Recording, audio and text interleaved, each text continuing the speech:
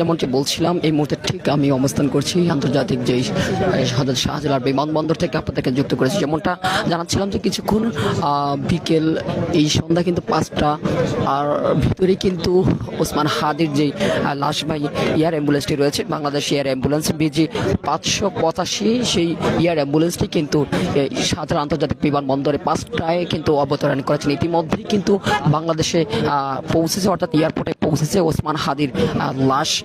ঠিক কিছুক্ষণ পরেই কিন্তু এয়ারপোর্টের ভিতর থেকে কিন্তু বের করা হবে। আমরা দেখতে পাচ্ছি এয়ারপোর্টের ভিতরে কিন্তু তাকে যেই লাশবাহী গাড়ি, অর্থাৎ যেই অ্যাম্বুলেন্সটি করে তাকে নেওয়া হবে শাহবাগের উদ্দেশ্যে, সেই অ্যাম্বুলেন্সটি কিন্তু ভিতরে প্রবেশ করেছে কিছুক্ষণ আগেই, এবং ঠিক অল্প কিছু সময়ের মধ্যেই কিন্তু তাকে এই বিমানবন্দরের 8 নম্বর গেট দিয়ে কিন্তু তাকে শাহবাগের উদ্দেশ্যে বের করা হবে। যেমনটি বলছিলাম, আসলে সিঙ্গাপুরের চাঙ্গি বিমানবন্দর থেকে কিন্তু বাংলাদেশ সময় দুপুর 2:03 কিন্তু এই বিমানটি উড্ডয়ন করেন তার লাশ নিয়ে, ওসমান হাদির লাশ নিয়ে। ঠিক 5টার ভিতরে কিন্তু 5টায় কিন্তু এই শাহজালাল আন্তর্জাতিক বিমানবন্দরে কিন্তু সেই বাংলাদেশ এয়ার অ্যাম্বুলেন্সের যে ভিজি বিমানটি 585 সেটা কিন্তু অবতরণ করেন।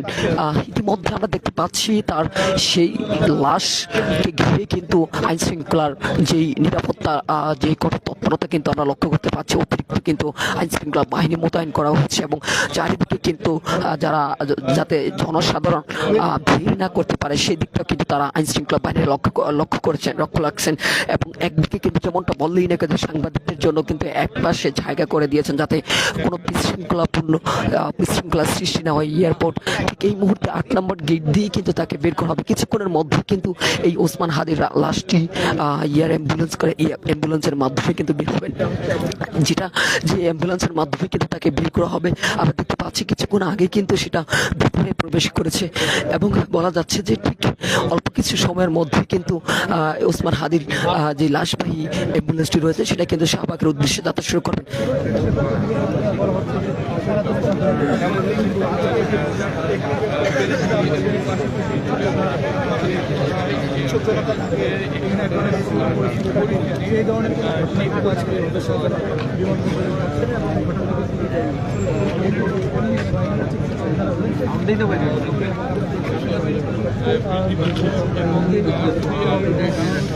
জানিয়ে রাখতে চাই, ওসমান হাদি যে ইনকিলাব মঞ্চের মুখপাত্র এবং একই সাথে কিন্তু ঢাকা 8 আসনের স্বতন্ত্র সম্ভাব্য প্রার্থী ছিলেন।